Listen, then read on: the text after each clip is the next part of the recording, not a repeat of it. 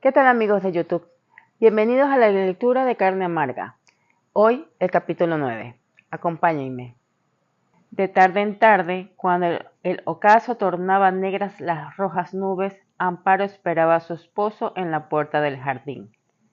Cuando las flores derramaban su perfume y el aire se hacía más fresco y la fuente cercana parecía cantar, cuando los pajarillos se habían refugiado en sus nidos y solo las cigarras o algún que otro grillo se dejaba oír, llegaba mi padre. Los dos se quedaban de la puerta esperando que el cielo se tachonara de estrellas y que los cucuyos brillasen en la floresta. Entonces entraban a la casa, casi mudos, absortos en sus pensamientos y en su infinito amor. Pasaron algunos meses, había que pensar en la hacienda abandonada. Los sureños se habían retirado y reinaba un ambiente más tranquilo. Era necesario que recobrara su antigua actividad. Así lo dispuso don Juan José, secundado por Belisaria. Los designados para hacer renacer esa propiedad fueron Remigio y Amparo. Esto les suponía separarse de su familia y de sus amigos a los que muy esporádicamente visitaban, porque a doña Belisaria no le gustaba que salieran, especialmente mi madre, y si lo hacía, que estas visitas no se prolongasen por mucho tiempo. Tendría que marcharse con su esposo, seguirlo al lugar que designa su suegra, así fuera al fin del mundo. Emprendieron el viaje con 4 carretas y 8 caballos, pues tenían que transportar muchos enseres. Por la noticia se habían enterado que la casa estaba totalmente arrasada. El viaje fue largo. Atravesaron muchos kilómetros entre los charcos que se habían formado por las torrenciales lluvias. Fue un viaje muy pesado, pues a los animales los tenían que alimentar. Para eso, todos bajaban un rato de las carretas y así llevarlos a que pastasen en la hierba, que estaba verde porque era invierno.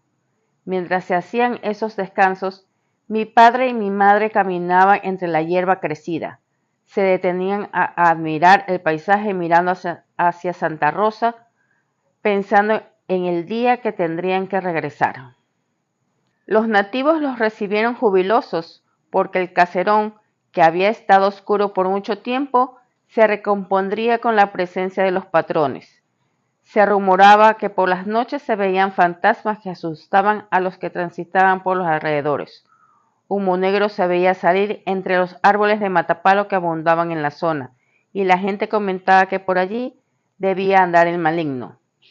Desde que empezó a hablar de esos episodios, nadie se atrevía a pasar por la casa desde las 7 de la noche. Todo el poblado permanecía dentro de sus covachas con miedo, rezando para que los espíritus descansaran en paz. Todos querían agasajar a la dulce patrona, y careciendo de otro tipo de regalos, los pobladores les llevaron flores silvestres, frutas, nido de pájaros y algunos caciques, petirrojos y tucanes. Pronto arreglaron el caserón, que, lúgubre edificio, se tornó alegre. En sus ventanas lucían vistosas flores y grandes jaulas colgaban de los alféizares, atrayendo a otras aves que se acercaban a revolotear y a elaborar sus intrincados nidos con paja y ramitas en los árboles cercanos. Había una arboleda de acacia en flor y cerezos que, cuando estaban dando sus frutos, servían de alimento a las aves. El jardín se llenaba de bandadas de pájaros que producían un escándalo con sus trinos. Mi madre mandó a construir una fuente para que se bañaran, y desde la ventana contemplaba extasiada cómo las hembras llevaban en su pico la comida hasta los nidos, donde estaban esperando sus polluelos con su piquito abierto trinando sin cesar. Doña Amparo, como le decían los trabajadores, no podía permanecer impasible ante las necesidades de esa humilde gente, pues en el caserío no había escuela, todos eran analfabetos. No había tampoco capilla para que la gente aprendiera a rezar, por lo que Amparo pidió a Remigio que ordenara su inmediata construcción.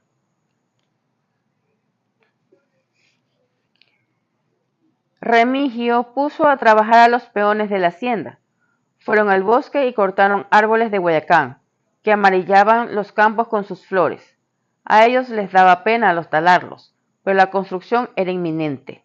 El carpintero, ayudado por sus hijos, Cortó la madera e hicieron tablones para levantar la escuelita. Con el pasar de los meses ya iba teniendo forma. Todos los días madrugaban para iniciar el trabajo del día, y en poco tiempo quedó edificada la escuela, que constaba con 2 aulas con grandes ventanales para que el aire entrara a refrescar, mientras aprendían los muchachos. Le pusieron pizarras en las paredes y la dotaron de 20 bancas en cada una. No sabían que después de poco necesitarían más. Un día Remigio se fue a Santa Rosa y trajo a una maestra, la señorita Carolina, que tenía buenas recomendaciones, pues ya había educado a muchos niños. Era una joven muy delgada. Su pelo era castaño oscuro recogido en una rosca que le hacía aparentar más edad.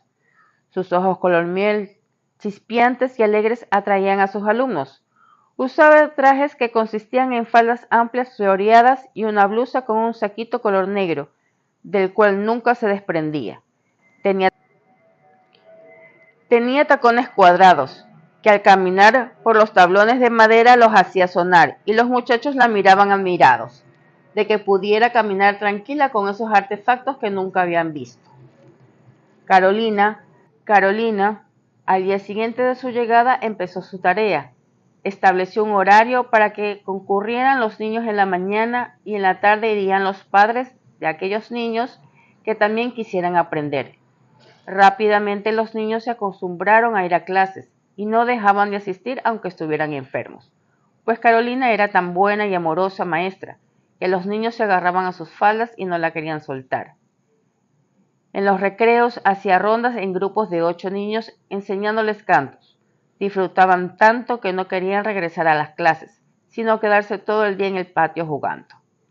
La maestra los dejaba un tiempo más, saliendo luego con una campana de bronce haciéndola repicar tanto que los niños ensordecidos corrían a las aulas para escuchar mejor la voz de la maestra, que era muy dulce, pero a la vez enérgica, llevándolos nuevamente al orden.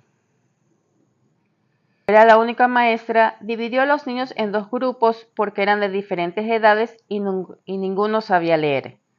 Los distribuyó a los más pequeños hasta los 7 años en un aula y al otro grupo desde los 8 hasta los 12, que eran los mayores y requerían un trato diferente. Consultó a Remigio y a Amparo si es que podía adiestrar a alguna de las madres que estuvieran más dispuestas para que la ayudasen a formar a los niños, a enseñarles el himno nacional y a cuidar a los más pequeños durante los tiempos libres para que no les sucediera nada. Felices transcurrían los días entre el aprendizaje y las horas de ocio que de pronto sintieron la necesidad de empezar la construcción de la capilla.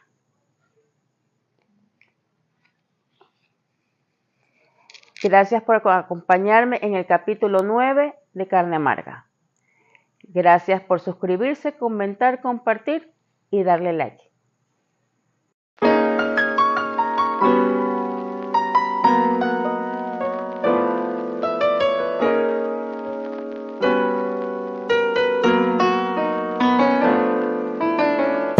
Set me on fire, you set me on fire with the love.